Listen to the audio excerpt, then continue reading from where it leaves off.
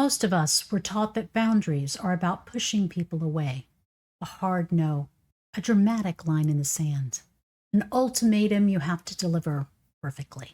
Today, I want to offer something simpler. A boundary is clarity, not a demand. It's not about changing someone else. It's about being honest about what lets you stay present.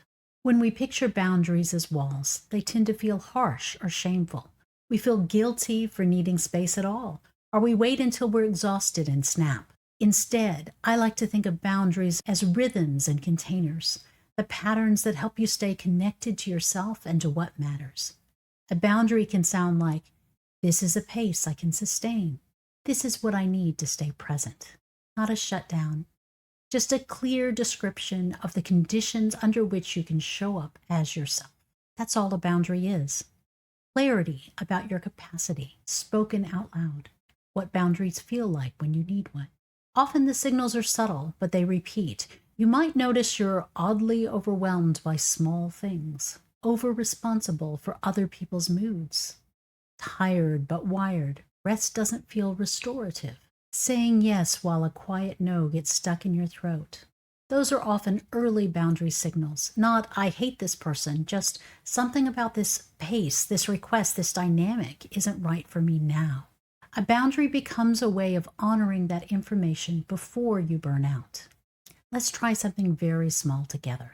You don't have to close your eyes if you don't want to.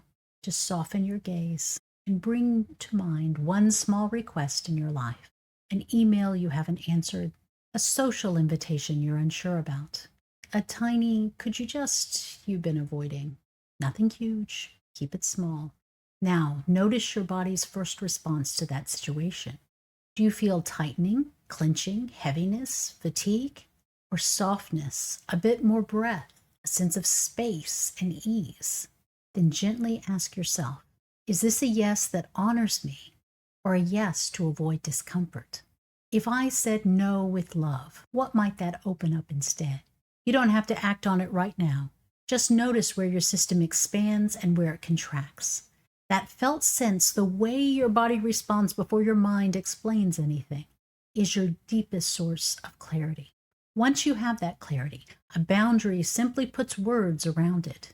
For example, instead of you're too demanding, stop texting me so much, sure my teen will say that soon, you might say, I'm slow to answer messages. I reply best once a day.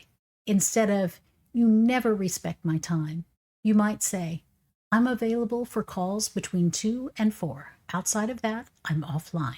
Instead of stop dumping on me, you might say, I care about you, and I have about 10 minutes to listen right now. You're not demanding that the other person change. You're naming what's true for you and adjusting your own behavior accordingly. If they can meet you there, wonderful. If they can't, you still have clarity about what you will and won't do. That's the heart of it. Boundary is clarity about you, not control over them. If this brought up anything for you, you don't have to overhaul your life. Just ask yourself one simple question. What boundary would protect my energy this week? Not forever, not for all time, just for this week, with the season you're in and the capacity you actually have.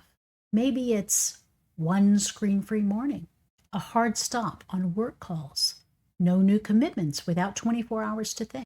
Small, clear, and kind. If you'd like a little written support, I've created a Boundaries as Blessings reflection guide with prompts to help you listen to your yes-no, map your current rhythm, and bless the boundaries that want to emerge.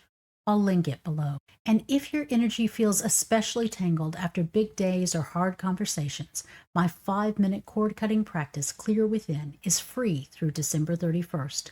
It's a gentle way to release what isn't yours to carry and come back to yourself. You're allowed to stay open without absorbing everything. And very often that begins with one small act of clarity.